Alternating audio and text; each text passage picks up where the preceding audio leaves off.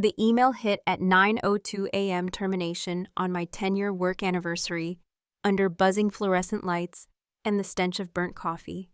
I'm Elias Ward, 48, an internal auditor clutching my pristine fountain pen, the last gift from my team. Ever had one quiet question push your life off the rails? The junior accountant's voice trembled, cracking the stillness like a dropped glass. Mom, will get the insurance money. Write the words. Hung in the air, a wisp of panic twisting through the sterile scent of the conference room. The rain tapping the tall windows behind us filled the silence that followed. 12 stories up Cincinnati looked cold and indifferent, the gray skyline mirrored in slick pavement below. I didn't move. I kept my pen poised over my notepad, my face neutral while my ears rang with the weight of that one-word insurance. My silver pocket watch felt heavier than usual, a solid coin of time pressing into my vest. Across the table, Corinne Lockwood, our CEO, paused mid-note, her Mont Blanc pen hovering over the page. Her expression didn't falter, not fully, but I caught it.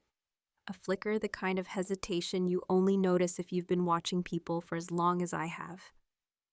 Lucan, our smug VP of Finance, didn't even pretend to look concerned. He just glanced at his phone, lips twitching with a private smile, as if none of this mattered to him. Maybe it didn't. Maybe he already knew. I'm Elias Varon, internal controller for Lockwood Manufacturing, 52 years old, and too seasoned to be surprised by whispers of impropriety. But this was different. That slip from Elise, the junior accountant, was no idle blunder. Insurance. The word rippled through me, cold and unsettling. I'd heard rumors, unverified, whispered by coffee machines about debts and bills piling up for Corinne's brother's private hospital care, but I had ignored them, until now.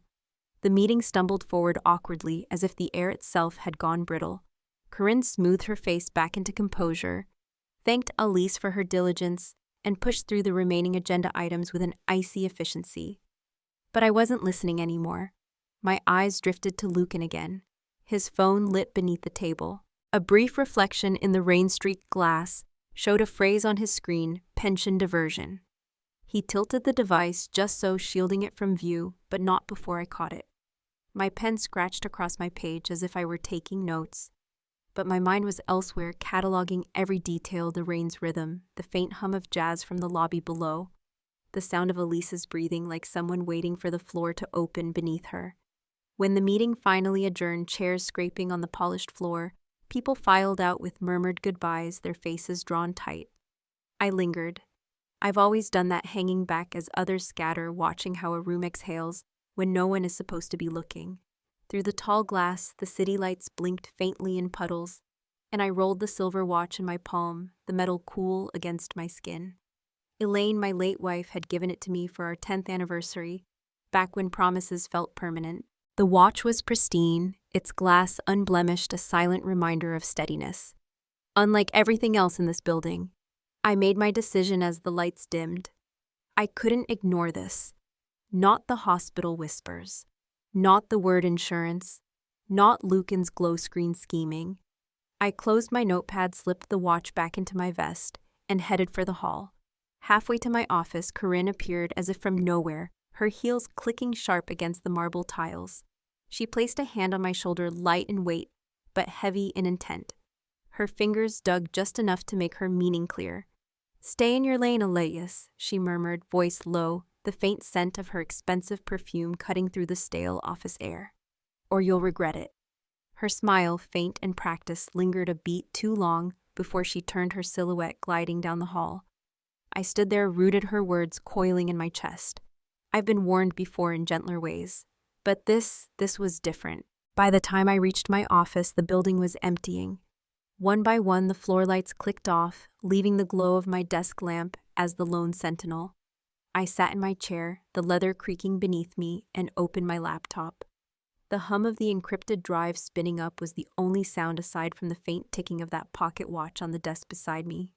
I stared at the rain-slick skyline, fingers poised over the keyboard, and whispered to no one in particular, "Let's see what you're hiding."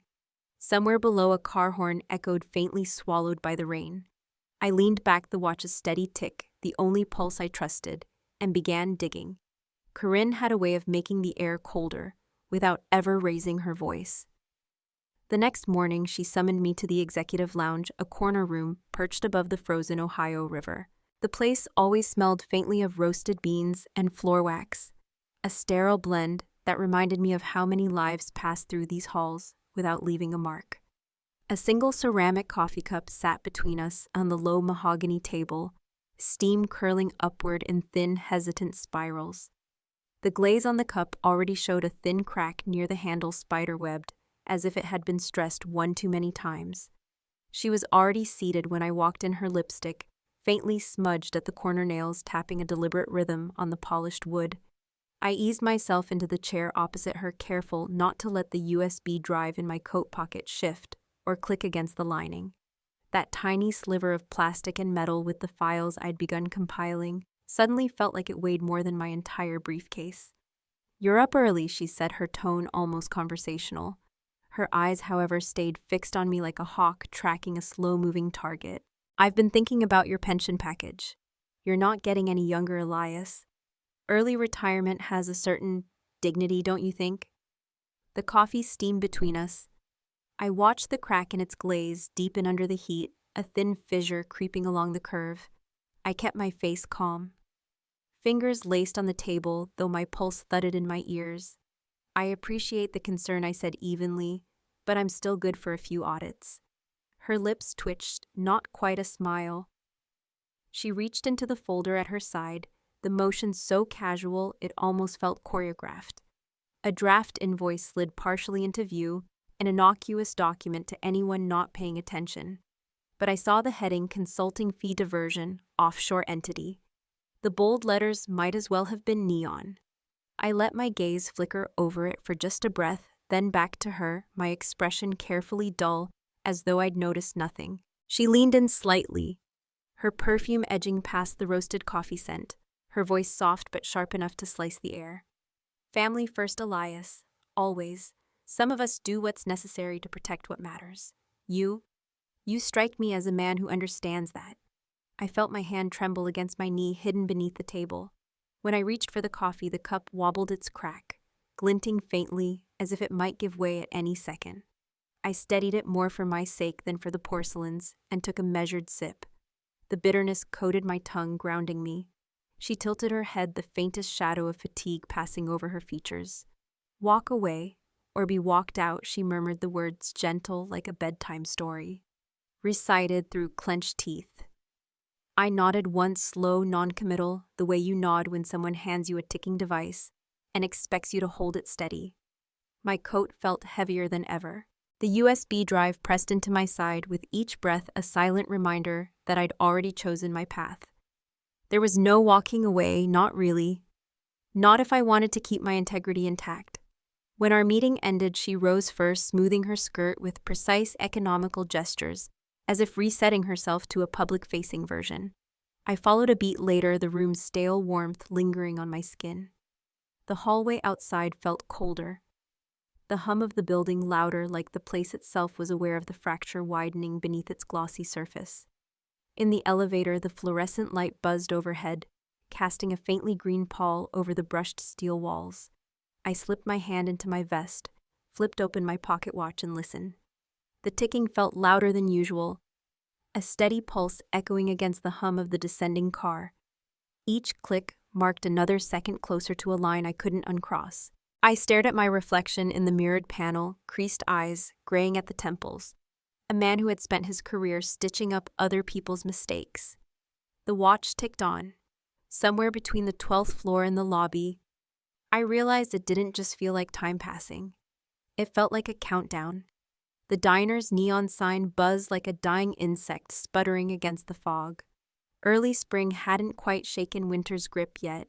The air still carried a damp chill that crept through the seams of my coat as I stepped out of the car. The building squatted beside a faded gas station, the kind with a single leaning pump and a cracked concrete lot. Inside, the smell of bacon grease clung to the air like wallpaper mingling with the sharp tang of burnt coffee. Harlan Brooks was already there, seated in a vinyl booth near the window, his back to the sputtering neon. He waved me over with a hand that looked like it had known more paper cuts than handshakes. His voice when he greeted me was like worn leather smooth, but with a grain you could still feel. "You look like hell, Elias," he said not unkindly, as I slid into the seat opposite him. I dropped the coffee-stained ledger onto the table between us, its pages swollen slightly from the moisture it had absorbed during last week's rain. My fingers brushed the metal of my pocket watch tucked securely in my vest, as if to reassure myself that time was still mine to manage, even if everything else wasn't. Harlan noticed. He nodded toward my watch, his eyes narrowing slightly. "Time," he murmured, "has a way of cracking before it shatters. Don't let it, you hear me?"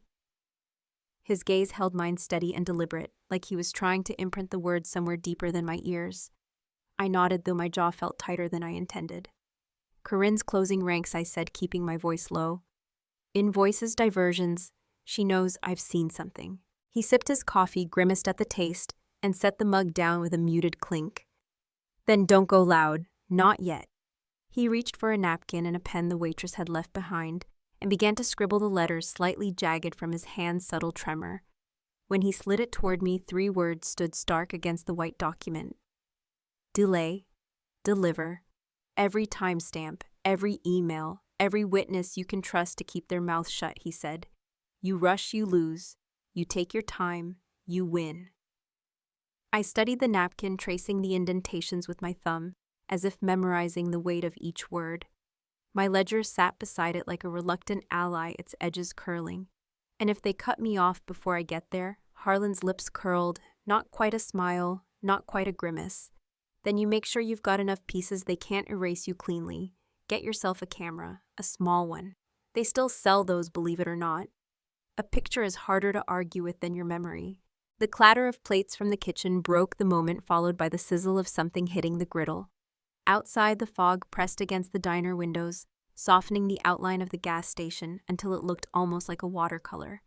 I felt the quiet weight of what I was about to do settle onto my shoulders, not crushing, but undeniable. Before I could answer, my phone buzzed in my coat pocket. I fished it out, the glow of the screen reflecting faintly against the chrome napkin dispenser. A message from Lucan, the text stark in its brevity. "We need to talk. Tonight. Don't bring anyone." I glanced at Harlan, who watched me with that same weathered patience as if he already knew what the message said. "He's circling," I murmured. "Then keep circling back," Harlan replied. "But don't show your cards, not to him, not to anyone, until you've got the whole deck in your hands." We sat in silence for another minute, the buzz of the neon outside filtering faintly through the glass. My coffee had gone cold, but I drank it anyway, the bitterness anchoring me. When I finally stood to leave, Harlan stayed seated, his hand resting over the napkin as if it were a benediction. As I pushed open the diner door, the neon sign gave one final flicker and went dark, leaving only the faint reflection of my car's headlights in the fog. I slipped my hand into my vest, feeling the smooth, unblemished surface of my watch. The ticking was steady, quiet, but insistent, as if daring the world to try and stop it. I walked back to my car, the fog swallowing the diner behind me. Somewhere in that muted gray between the neon dying and the watch ticking, I realized I'd crossed a line. Not a loud one, not yet, but one I couldn't step back over. Corinne's office always smelled faintly of roses and something heavier, an expensive perfume that lingered in the drapes and made the stale air feel even thicker. That evening, as I stepped inside, the blinds were drawn tight, muting the glow of the city into a dull orange haze. The office was quiet, save for the faint hum of the building's HVAC and the distant echo of the elevator bell down the hall. She gestured toward a chair opposite her desk without speaking. Lucan stood near the window, hands in his pockets, shifting his weight as though he couldn't find a place to rest. My palms felt clammy, but I kept my expression even as I buttoned my coat and sat. The wood beneath me creaked just enough to break the silence. Corinne leaned back in her chair, her silhouette haloed by the desk lamp. "Elias," she began, her voice as smooth as the glass desktop, "we're restructuring. Your last day will be Friday." She paused, letting the words settle like ash. "The severance package is generous. I suggest you take it, and keep your mouth shut." For a moment, neither of us moved. My pulse drummed in my ears. I felt the familiar weight of my pocket watch against my vest as I straightened. And then, as if it had chosen that exact second to betray me, the watch slipped free, tumbling toward the polished hardwood. The impact rang sharper than I expected. When I bent to pick it up, the crack across the glass face stared back at me like a fissure in ice.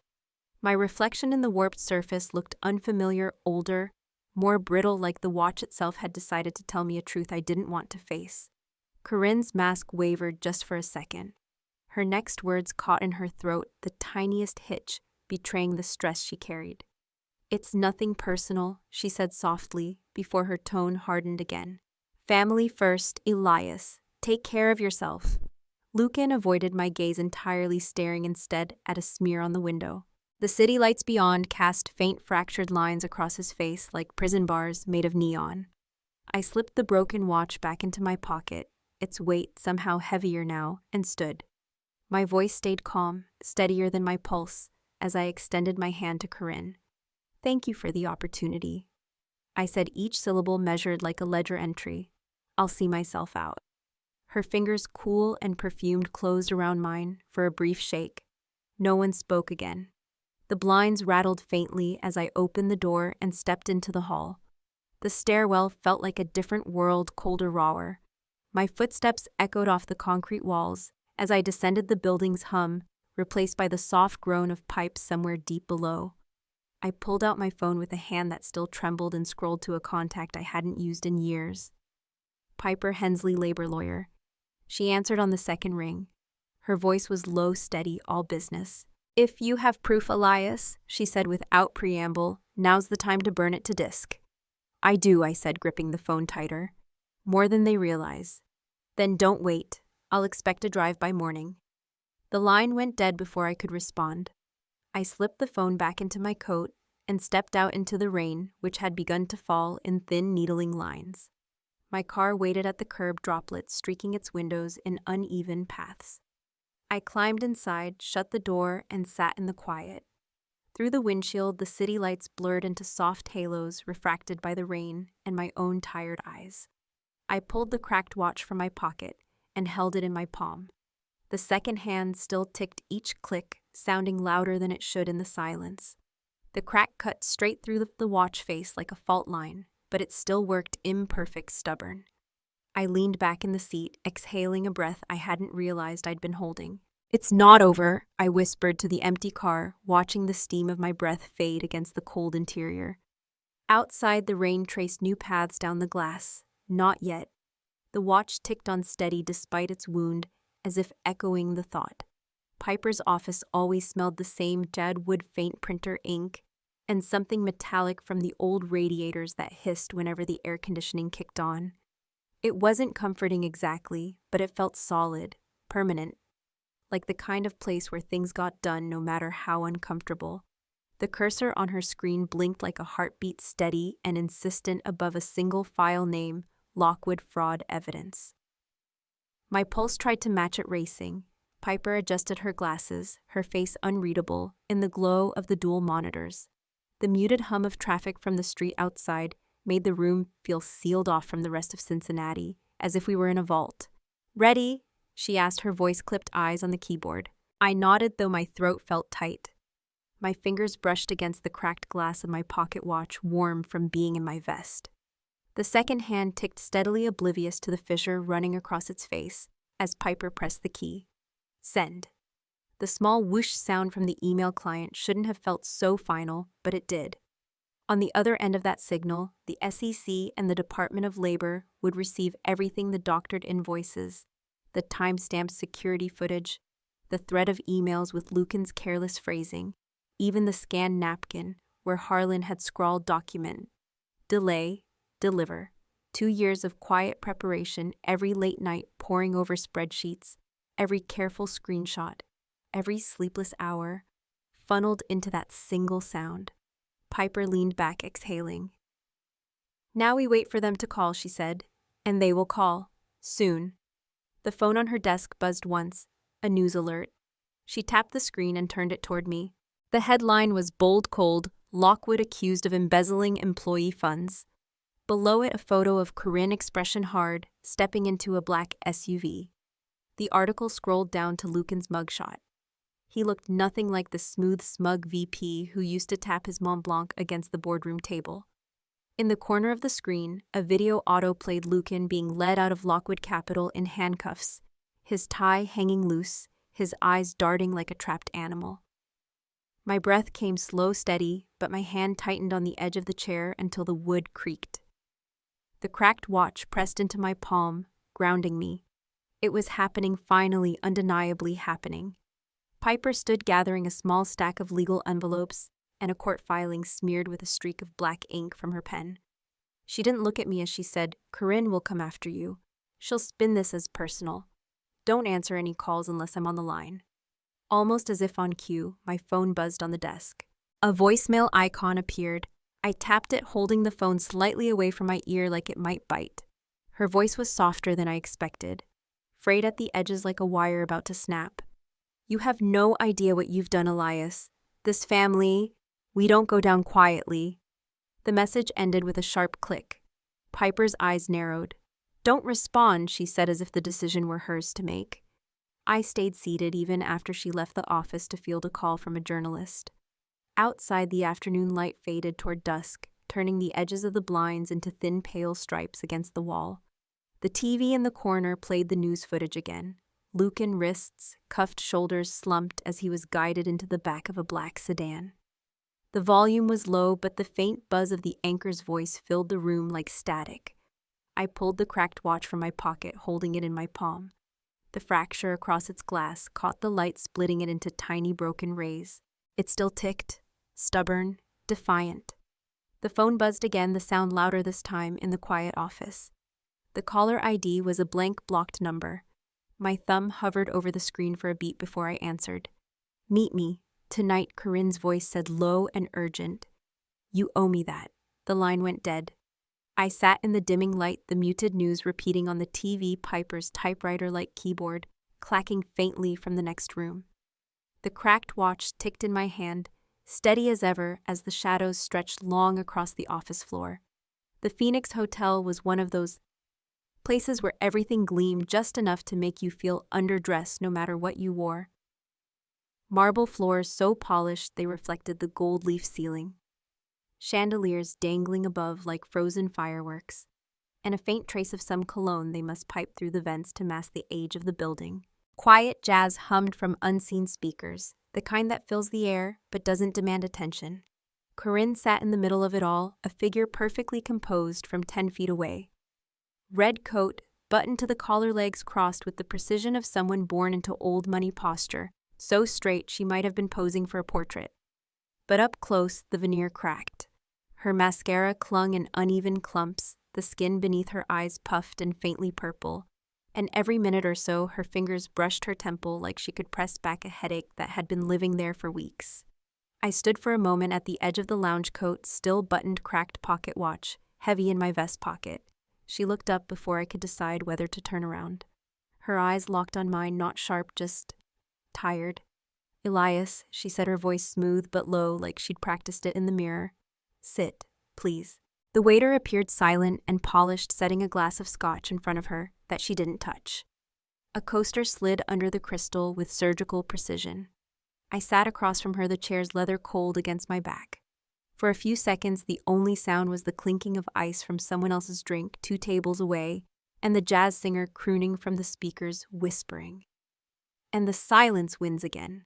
Corinne's hand hovered over the glass before she pulled it back. "I suppose congratulations are in order," she said, her voice flat. "Lucan's career is over, mine too likely, and Lockwood, well, the papers already smell blood." I didn't say anything. Words felt unnecessary, or maybe dangerous. She leaned forward, lowering her voice. "Do you want to know why? Why the transfers happened? Or would you rather keep thinking I'm just another rich villain in your ledger?" Her fingers drummed once on the table, then stilled. 1.2 million, she said. Redirected over 18 months. My husband's cancer treatments weren't covered by his plan. The drugs alone were 700,000. The rest went to keep my sister's house after her husband vanished and left her bankrupt. I told myself it was temporary, that I'd pay it back before the audits ever noticed. But Lucan, He saw a door cracked open and decided to turn it into a vault. The chandeliers above flickered slightly, their reflections breaking across the marble like fractured sunlight. She looked smaller when she said it, as if the words pulled weight from her shoulders she'd been carrying for years. But there was no apology in her eyes, only exhaustion wrapped in pride. I didn't want it to get this far, she continued, her voice thinning. But now it's all headlines and subpoenas. And you? She gestured toward me with 2 fingers, her hand trembling despite her effort to keep it still. You could end it, Elias. Retract your complaint. We can make this manageable. I reached into my vest fingers, brushing the cracked watch. The glass caught a streak of light from the chandelier, a sharp glint that split the room in 2. I let the weight of it anchor me. No, I said. My voice sounded calmer than I felt. This isn't going away quietly, Corinne. Not anymore. Her lips tightened, the corners trembling like they wanted to curl into a smile, but couldn't. She stood smoothing the lines of her coat.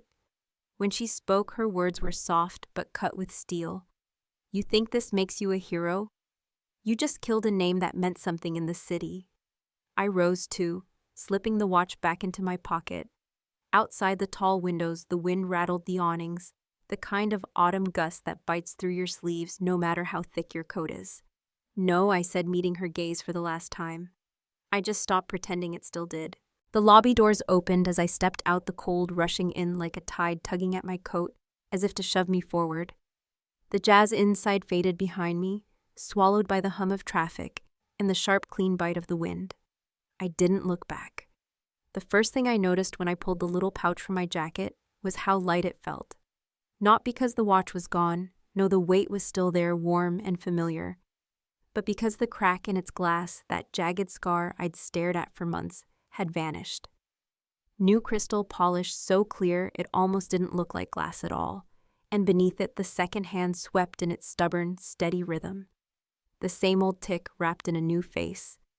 The gallery smelled faintly of varnished wood and fresh paint, the kind of scent that lingers after a renovation but feels more like promise than disruption. Outside, the spring thaw had softened pinewood streets, puddles reflecting a pale sky as the sun burned through a curtain of thin clouds. Inside, the whitewashed walls waited empty hooks lined in quiet rows, ready for the stories I'd spent months capturing along the banks of the Little Miami River. A child's laugh echoed faintly from the hallway, bouncing off the gallery's smooth floors. It wasn't meant for me, but it landed anyway. A reminder that life in all its messy persistence kept moving forward. No matter how long I'd been standing still. Looks better than it did in '89, Harlan said. Behind me, his voice tinged with amusement. He leaned in the doorway, suspenders stretched over a plaid shirt, his hands resting in those wide loops like a man who'd never once worried about appearances. Back then, this place smelled like wet plaster and stale beer. I slipped the watch back into my pocket and turned to face him. Guess some things age better than others. I said, a faint smile finding its way to my lips.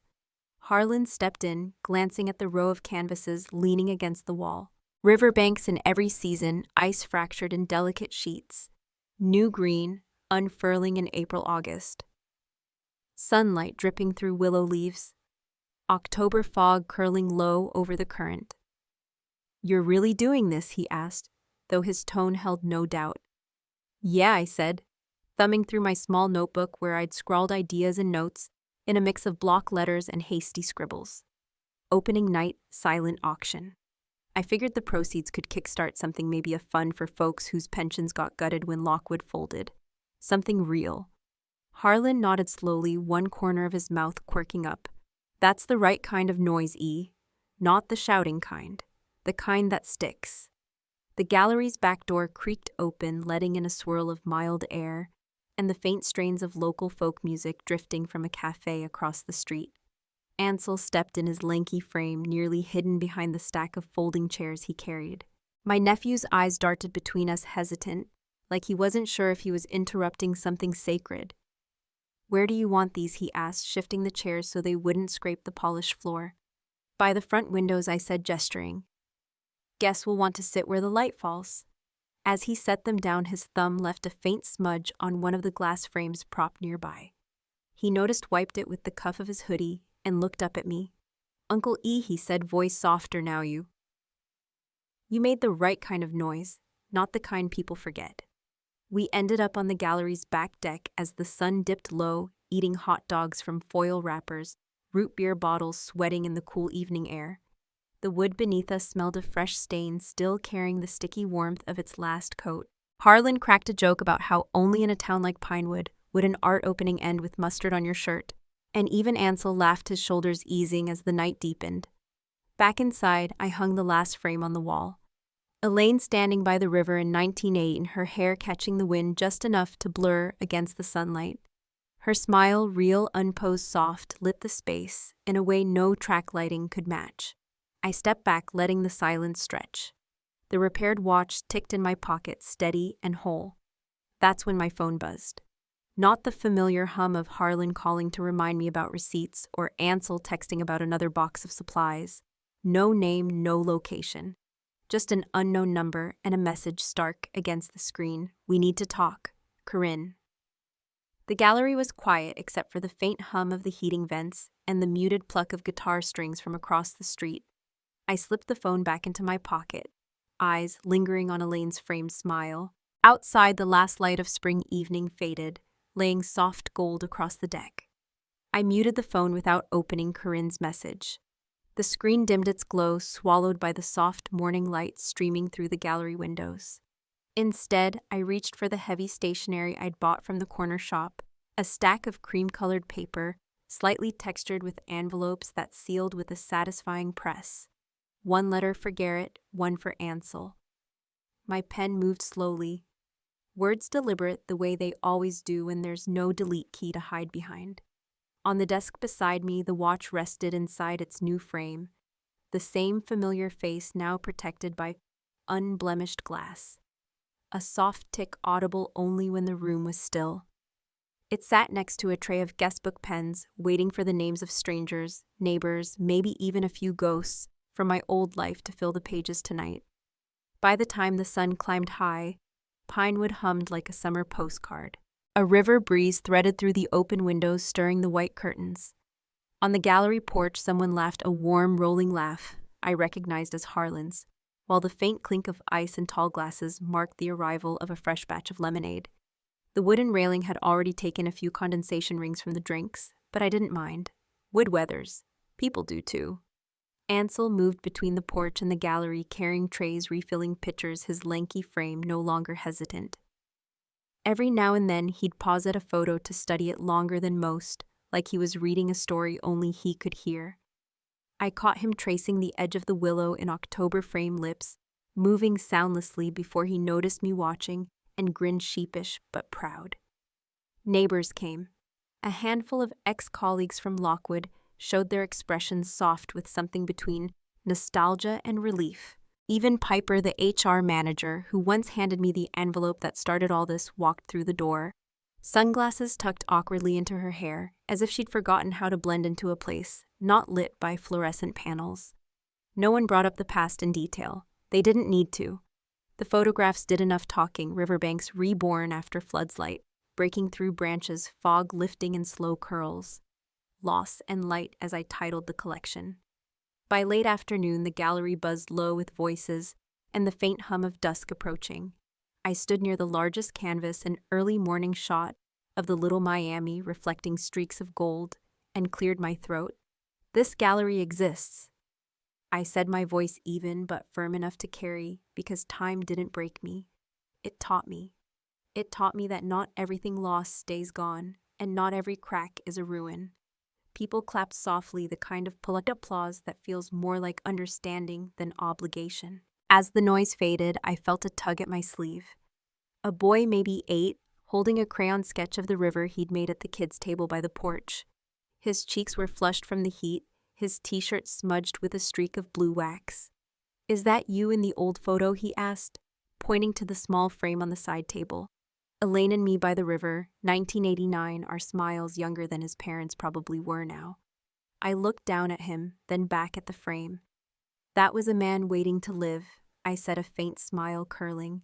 Took him a while, but he figured it out. As the boy darted off lemonade sloshing in his cup, I let my hand rest lightly on the watch's frame. its soft ticking blended with the murmur of conversation and the creak of the porch steps. As people came and went, the sound of a life no longer stalled. When the last guest trickled out and the gallery dimmed to the soft hum of its evening lights, I found the phone again. The message still sat there. "We need to talk, Corinne." I read it once, twice. Then without replying, I copied the note onto a scrap of paper and slipped it into the bottom drawer of my desk, locking it with a quiet click. Some doors I'd learned don't need to be slammed shut. They just need to stay closed for a while. Outside dusk settled over Pinewood, laying long, quiet shadows across the porch, where Ansel and Harlan were still laughing over a half-empty pitcher of lemonade. From somewhere down the street, a guitar drifted through the evening soft and unhurried. I stepped out to join them, the breeze carrying the scent of the river upstream. The watch ticked in its frame behind me, steady, constant. For the first time in years, I felt lighter, not because time had stopped, but because I finally knew how to carry it. The river breeze carried a hint of lilac as I locked the gallery for the night. On the desk inside, the framed watch ticked softly, steady, as if to say we made it through. Looking back, I realized the cracks both in glass and in life weren't endings, just pauses where light could filter in. Sometimes bridges collapse, so we can learn which ones are worth rebuilding. For anyone navigating layoffs, broken trust, or the quiet ache of starting over, there's still a way forward if you let time teach you instead of break you. Has life ever handed you a second chance in disguise? Share your story or just your thoughts with us below.